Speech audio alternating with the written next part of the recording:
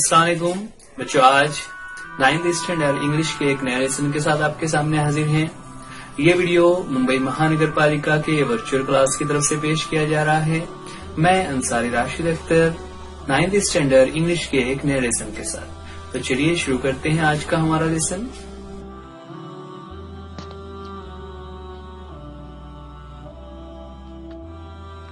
Ninth standard English के इस video में आज हम देखने जा रहे हैं 2.5 अपले, उसका वार्मिंग अप एक्टिविटीज और ओपनिंग सीन हमने देखा था। 2.5 अपले का ये सेकंड वीडियो जिसे हमने पार्ट 2 नाम दिया हुआ है। बुक के हिसाब से ये हमारा पार्ट 1 ही चल रहा है, लेकिन चूंकि पहला वाला वीडियो ऑलरेडी लंबा हो रहा था इसलिए उसे हमने मजीद हिस्सों में बांट दिया हुआ है। पार्ट 1 में आपको याद होगा बच्चों कि किस तरह से एक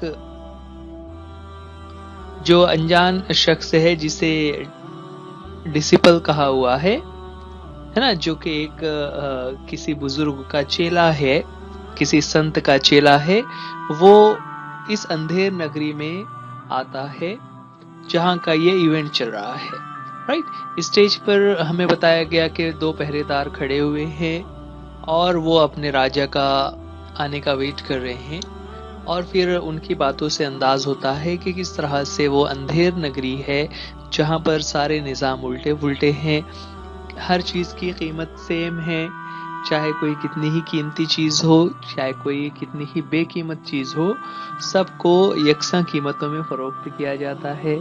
क्या फिर उसमें एक अजीब वाकया होता है कि एक चोर अपनी शिकायत लेकर राजा के पास आता है कि मैं एक ईमानदार चोर हूं ना, और फिर वो कहता है कि हम लोग मर्चेंट के घर में ना, जो गांव का मर्चेंट है, जो ताजिर है, उसके घर में चोरी करने गए हुए थे, और चोरी करने के लिए जब हमने दीवार में सुराख बनाया तो दीवार टूट गई, जिसकी वजह से वो चोर कहता है कि मेरा पार्टनर जो दोस्त था वो उसी जगह पर दीवार में दबकर मर गया।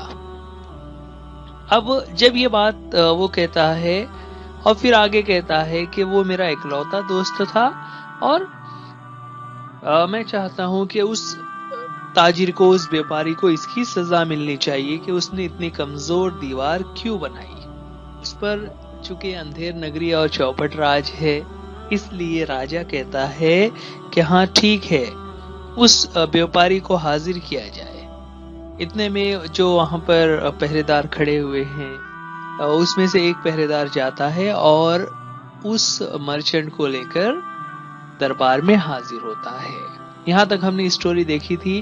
अगर आपको वो वीडियो आपने नहीं देखा है तो आप उस वीडियो को इस ऊपर ये जो आई का सिंबल बना हुआ आ रहा है वहां जाकर वहां क्लिक करके आप शुरुआत की सीन है। अब आगे बढ़ते हैं। Third guard leaves and returns with the merchant who Bhoj before the king. ठीक है, गार्ड जो है वो लीव्स यानी बाहर जाता है, और फिर जब वो वापस आता है तो वो अपने साथ में मर्चेंट को लेकर आता है।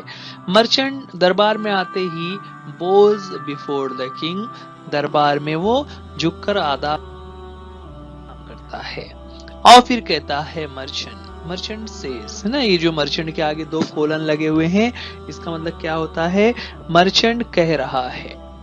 Merchant says, Mercy, O noble king, I had no intention of killing these skilled professionals. It is not my fault that the wall of my house collapsed.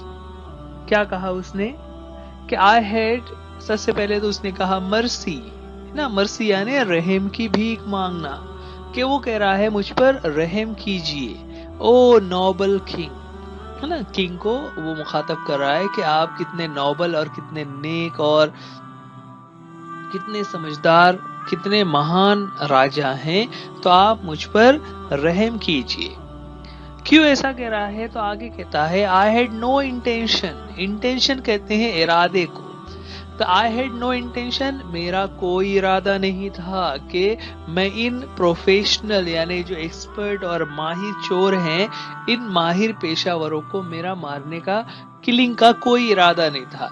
It is not my fault, इसमें मेरी कोई गलती नहीं है कि the wall of my house collapse, कि मेरे घर की दीवार गिर गई है, इसमें मेरी कोई गलती नहीं है। इसलिए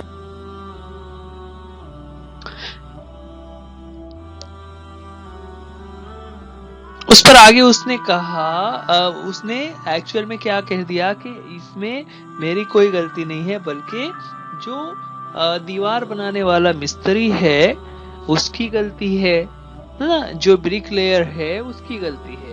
तो उस पर किंग ने कहा, bring the careless bricklayer immediately, he must hang for his fault, he must hang for his fault. राजा ने फिर ऑर्डर कर दिया कि वो जो ब्रिक लेयर है, जो मिस्त्री है, जो दीवार बनाने वाला है, उसे फौरन लेकर आओ, और ही मस्ट बी हैंग ना। मस्ट हैंग का मतलब क्या होता है? हैंग कहते हैं फांसी पर चढ़ा देना, उसे सूली पर लटका देना, कि उसे सूली पर चढ़ा देना चाहिए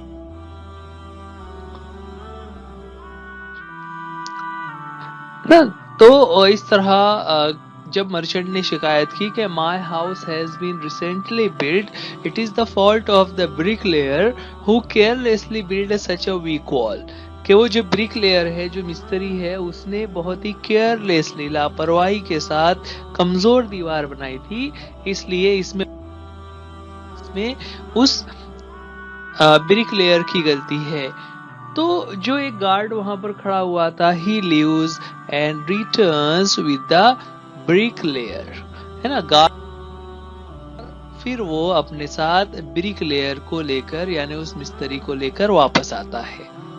अब ब्रिक लेयर जब आता है तो वो भी वही कहता है, bricklayer says, O most kind lord and king, kneeling to the king, have mercy, I beg you, don't send me to the gallows. क्या कहा उसने कि O most kind lord and king, क्या सबसे ज्यादा काइंड, रहम करने वाले राजा, और यहाँ पर महाराज के मीनिंग में उसने कहा नीलिंग टू द किंग।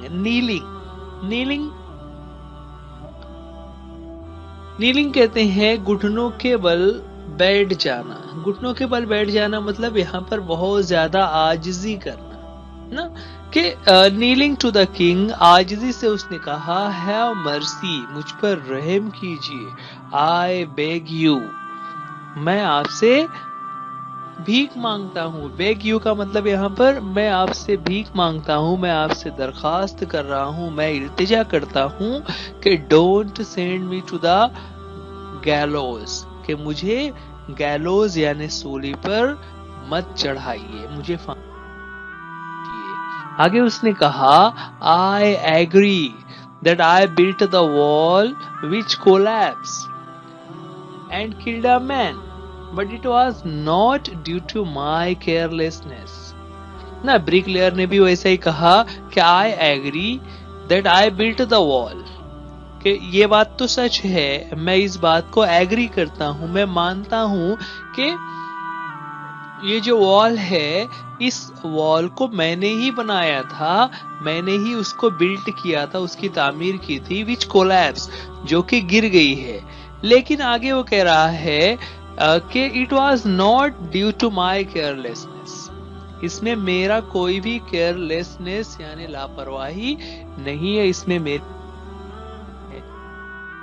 आगे उसने कहा, the mortar which I used to lay the bricks was of very poor quality, है ना। The mortar I used, mortar से मुराद यहाँ पर जो चूना मिक्स करते हैं ईंटों को चिपकाने के लिए ना। आपने देखा होगा दीवार बनाते वक्त ईंटों के दरमियान कुछ मटेरियल रखकर ईंट उसके ऊपर रखी जाती है। तो शुरू के जमाने में, आज तो हम लोग सीमेंट यूज करते हैं, लेकिन जब सीमेंट का इस्तेमाल कम था, सीमेंट की इजाद नहीं हुई थी, उस वक्त लोग चूने का इस्तेमाल करके दीवारें बनाया करते थे। तो वो मोर्टार उसने क्या कहा, the mortar which I used to lay the bricks, कि उन ब्रिक्स को, उन ईंटों को रखने के लिए जो मोर्टार मैंने यूज किया हुआ है वो बहुत ही पुअर क्वालिटी का था, बहुत ही हल्की क्वालिटी का था। There was too much of water mixed in it, उसमें बहुत ज्यादा पानी मिला हुआ था। And it is entirely the mortar maker's fault, और ये पानी किसने मिलाया, ये तो मोर्टार मेकर ने बनाया होगा, जो चूने वाला है ना, जो शख्स चूना बनाता है उसने ही उसमें इतना पानी मिला दिया कि वो पानी ज्यादा होने की वजह से उस चूने की क्वालिटी बहुत कमजोर हो गई। तो ये पूरा का पूरा जो फॉल्ट है, entirely means totally the mortar maker वाले का फॉल्ट है, चूने वाले की गलती है। उस पर किंग कहता है, summon the mortar maker at once, he must pay for his life for his thoughtlessness। ना राजा ने क्या कहा, summon the mortar maker at once, उस चूने वाले को अभी यहाँ हाजिर करो। समन कहते हैं जब राजा कोई ऑर्डर करते हैं तो उस चीज को समन कहा जाता है। जैसे हम कहते हैं किसी को बुलाना है तो हम कहेंगे कि उसे बुलाइए, लेकिन जब राजा कहते हैं तो राजा के लिए समन का वर्ड यूज किया जाता है कि उसे अभी बुला के लाओ, ये मैं ऑर्डर कर रहा हूं। He must pay with his life for his thoughtlessness, उसे अपनी जिंदगी से, यानी अपनी जान से हाथ धोना पड़ेगा। यानी उसने जो ये काम किया हुआ है थॉटलेसनेस ना, देखिए यहाँ पे मेन वर्ड है थॉट, उसके साथ सफिक्स लगे हुए हैं, दो सफिक्सेस एक साथ लगाए हुए, लेस और नेस। ओके, थॉट का मतलब होता है ख्याल, सोच, और थॉटलेस यानी बेख्याली, थॉटलेसनेस यानी बेख्याली से। तो बेख्याली की हालत में उसने जो ये काम कर दिया है, उसने ध्यान नहीं दिया था, जिसकी वजह से दीवार कमजोर बनी और एक शख्स की जान चली गई। तो इस बेख्याली की वजह से उस चूने वाले को, उस मोर्टार मेकर को अपनी जान की कीमत देकर उसे इसकी सजा मिलेगी, उसे इसका जुर्माना अदा करना होगा। ये ऑर्डर दिया तो जो एक गार्ड पहले से वहां खड़ा हुआ था, first guard exits and returns with the mortar maker who rushes and throws himself before the king। Okay, जो गार्ड वहां खड़ा हुआ था वो वहां से बाहर गया और फिर मोर्टार मेकर को लेकर वापस आया, और जैसे ही मोर्टार मेकर राजा के दरबार में हाजिर हुआ, he rushes and throws himself before the king, वो राजा के सामने भागता हुआ आकर अपने आप को नीचे आकर उसने झुका लिया। वो फौरन ही आजिजी करने लगा, वो जमीन पर आकर लेट गया और राजा से उसने क्या कहा, मोर्टार मेकर वेलिंग लाउडली ना, वेलिंग लाउडली मतलब रोते हुए, आवाज से जोर जोर से रो रहा था और कह रहा था, फॉरगिव मी ओ मर्सीफुल किंग ना, फॉरगिव मी, मुझे माफ कर दीजिए ऐ रहम दिल राजा। आगे उसने कहा, please do not hang me to death, क्या आप मुझे मौत की सजा मत दीजिए। I have a wife and 2 young children, कि मेरी बीवी और 2 बच्चे हैं। Who will look after them, उनका ध्यान कौन रखेगा। अगर आप मुझे फांसी की सजा दे दोगे, आप मुझे मेरी जान ले लोगे, तो फिर मेरे मरने के बाद मेरे बीवी और बच्चों की देखभाल कौन करेगा, उसका पुरसानेहाल कोई। आगे राजा ने कहा, your carelessness has cost a life, your carelessness यानी लापरवाही ना, तुमने जो लापरवाही की है उसकी वजह से एक आदमी की जान चली गई है ना। कॉस्ट अ लाइफ का मतलब क्या हुआ, जिंदगी से उसकी कीमत ना, मतलब एक शख्स की जान चली गई है। You must pay with your life, तुम्हें अपनी जान देकर उसकी कीमत चुकानी होगी, यानी तुम्हें भी मरना होगा, तुम्हें भी वही सजा मिलेगी जो तुमने गलती किया और तुम्हारी वजह से एक शख्स का नुकसान हुआ कि उसकी जान अपनी जान से हाथ धोना पड़ेगा। उस पर मोटर मेकर ने कहा, no no my royal lord, I am not to blame. The pot which I used to pour water into the mortar had an ordinarily large mouth. क्या कहा उसने?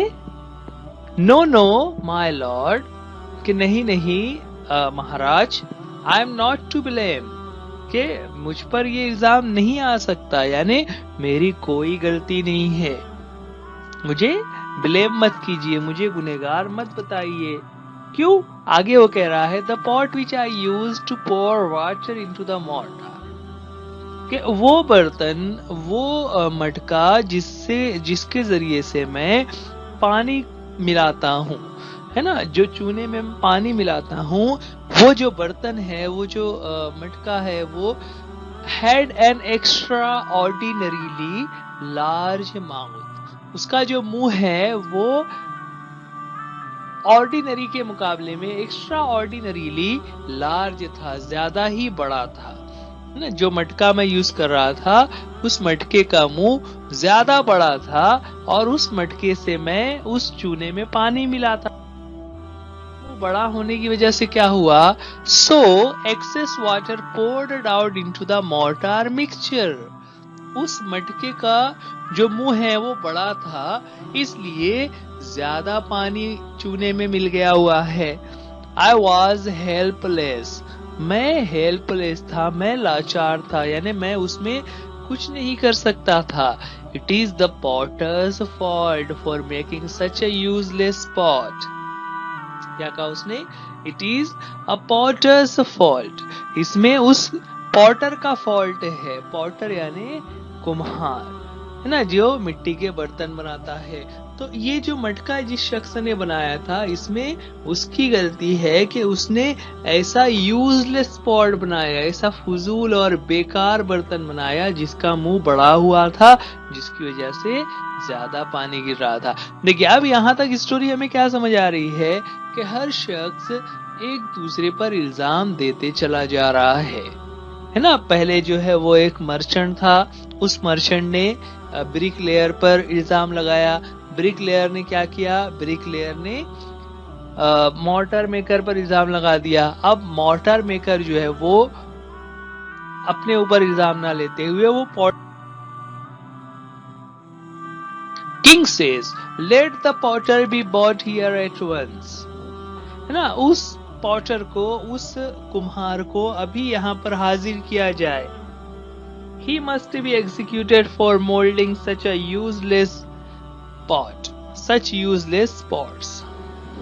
He must be executed. Execute कहते हैं सजा देने को, किसी के कत्ल करने को, कि उसे इसकी सजा मिलनी चाहिए, उसे यहाँ पर फौरन हाजिर किया जाए कि वो इतना बेकार और उसने फजूल के बर्तन बनाए हैं जिसकी वजह से इतना बड़ा नुकसान हो गया, तो उसे उसकी सजा मिलनी चाहिए, उसे फौरन दरबार में हाजिर।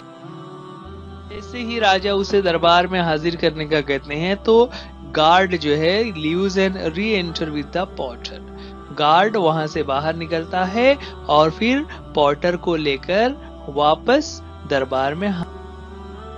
जब वो दरबार में हाजिर होता है तो पॉटर जो है वो कहता है कावरिंग बिफोर द किंग ना। कावरिंग, कावरिंग का मतलब होता है झिझकते हुए, डरते हुए। वो राजा से कहता है your majesty show mercy to this humble potter ना। योर मैजेस्टी, योर मैजेस्टी का मतलब होता है महाराज, या जिसे हम कहेंगे रिस्पेक्टेड के लिए ये वर्ड यूज किया जाता है कि जब हम किसी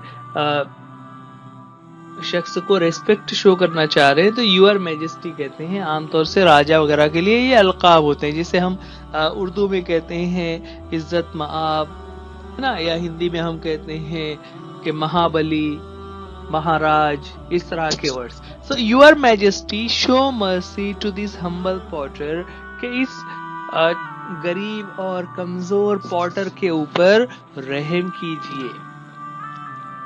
आई agree the pot I made, कि जो पॉट मैंने बनाया था मैं मानता हूं कि वो मैंने बनाया था। And sold to the mortar maker was a defective one, कि वो जो पॉट मैंने बनाया था और उस चूने वाले को फरोख्त किया था वो डिफेक्टिव था, उसमें कुछ खामी, उसका मुंह बड़ा हो गया था।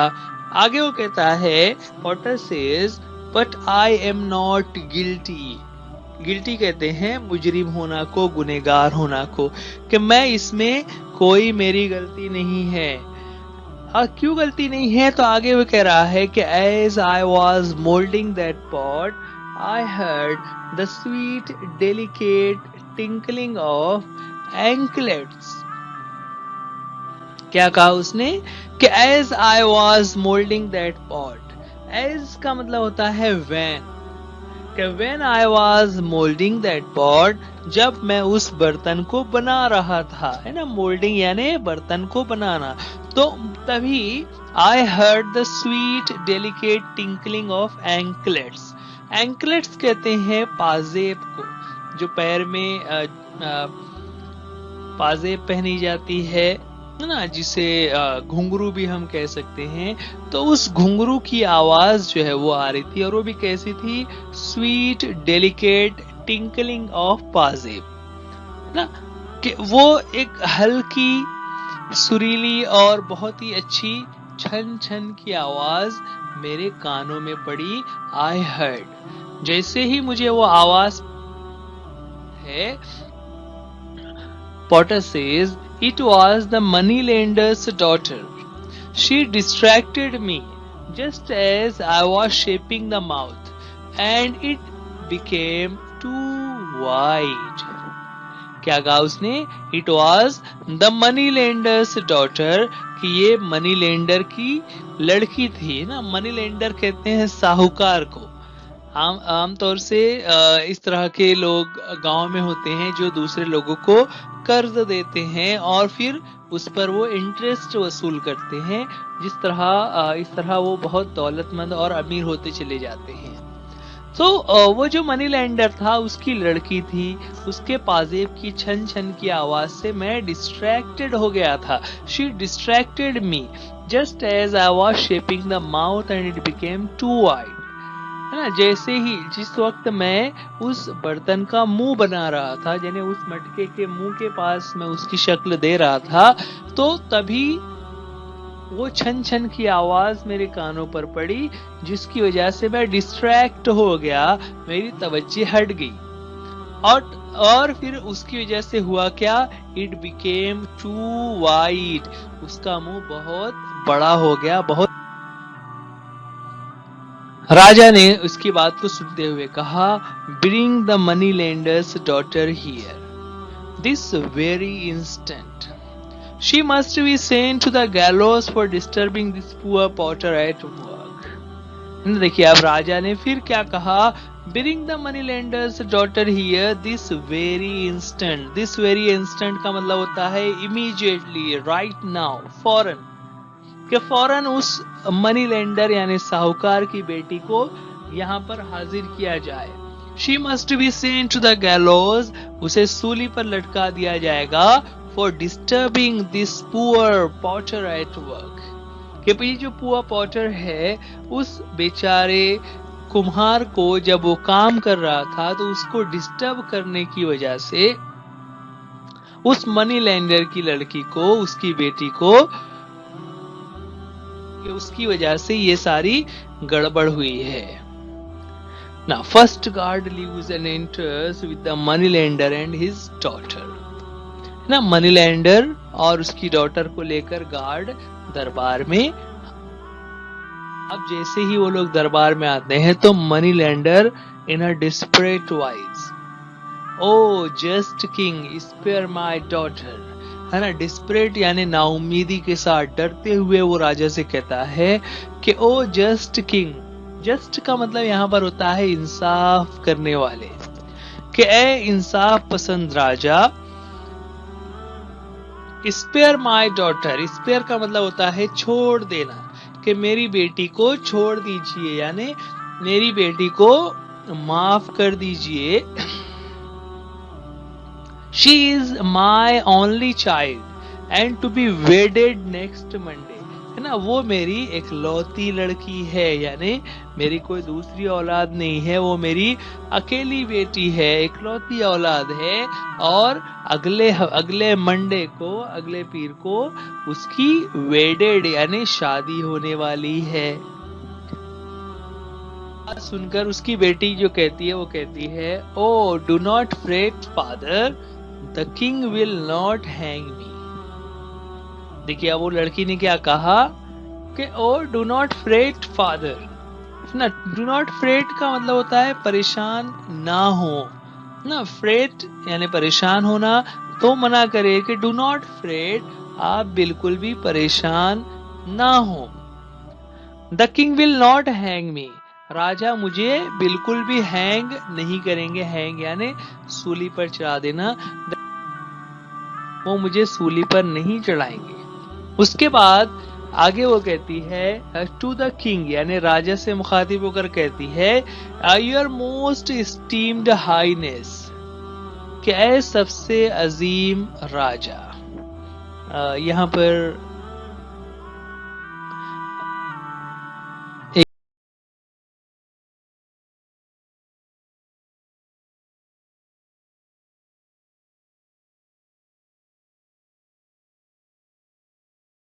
But as my father said, I am to be married next week, and my jewelry is not ready. I had to go to the goldsmith's shop to urge him to work faster and hand over my ornaments on time. देखिए क्या कहा उसने कि but as my father said, जैसा कि मेरे वालिद ने आपको बताया कि I am to be married next week, और कि अगले हफ्ते मेरी शादी होने वाली है, and my jewellery is not ready, और मेरी जो ज्वेलरी है, मेरे जेवरात हैं, वो अभी तक तैयार नहीं हुए हैं। I had to go to the goldsmith shop, कि मुझे गोल्ड स्मिथ की शॉप पर जाना पड़ गया। क्यों? गोल्ड स्मिथ यानी सोनार की दुकान पर जाना पड़ गया। टू अर्ज हिम, कि मैं जाकर उसे अर्ज करूं, उससे रिक्वेस्ट करूं, टू वर्क फास्टर, कि वो जल्दी जल्दी काम करे, and hand over my ornaments on time, कि मेरे जो जेवरात हैं, जो मेरे जेवर वो तैयार कर रहा है, वो जल्दी से तैयार करके मुझे हैंड ओवर कर दे, मुझे दे दे, ताकि मैं अपनी शादी से पहले पहले पास ले लूं। आगे उसने और कहा, the daughter says, the potter's shop is on the way, I could not help it. देखिए अब उसने क्या कहा, the potter's shop is on the way, उस कुम्हार की दुकान रास्ते में पड़ती है, जहां से मैं सोनार के पास जा रही थी, तो उसकी दुकान, उस पॉटर की दुकान रास्ते में पड़ती है। आई कुड नॉट हेल्प इट, मैं इसमें कुछ नहीं कर सकती। It is all the gold Smiths fault, ये सब सुनार का ही फॉल्ट है।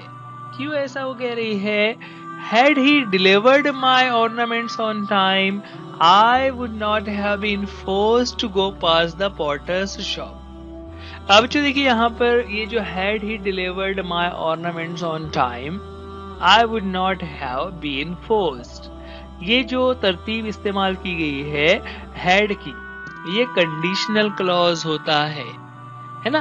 तो उसने क्या कहा, had he delivered my ornaments on time, कि अगर वो मेरे ऑर्नामेंट्स, मेरे जेवरात को वक्त पर डिलीवर कर देता, मेरे पास पहुंचा देता, I would not have been forced, तो मुझे कोई जरूरत नहीं होती to go past the potter's shop, कि मैं पॉटर के दुकान के पास से, उस कुम्हार के दुकान के आगे से गुजरती और वो डिस्टर्ब होता।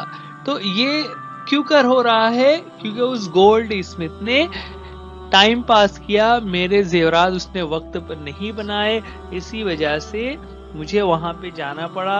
अगर वो मुझे वक्त पर बना देता तो मुझे वहां से गुजरने की कोई जरूरत। राजा ने उसकी बात सुनी तो उसने फिर ऑर्डर किया, then send for the goldsmith and without any delay he must be hanged. क्या कहा राजा ने? सेंड द गोल्ड स्मिथ, उस गोल्ड स्मिथ को बुलावा भेजो, यानी उसे फौरन यहाँ पर हाजिर करो, विदाउट एनी डिले, और बिना ताखीर किए हुए, बिना किसी ताखीर के, ही मस्ट बी हैंग्ड, उसे फांसी पर चढ़ा देना चाहिए, उसे फांसी पर लटका दो। इस तरह से राजा ने गोल्ड स्मिथ को फांसी पर चढ़ाने का ऑर्डर दे दिया। इस तरह जो हमारा बुक में पार्ट 1 है वो यहाँ पर खत्म होता है, और इसी तरह इस वीडियो को भी हम लोग यहीं पर रोकेंगे। बच्चों, ये वीडियो आप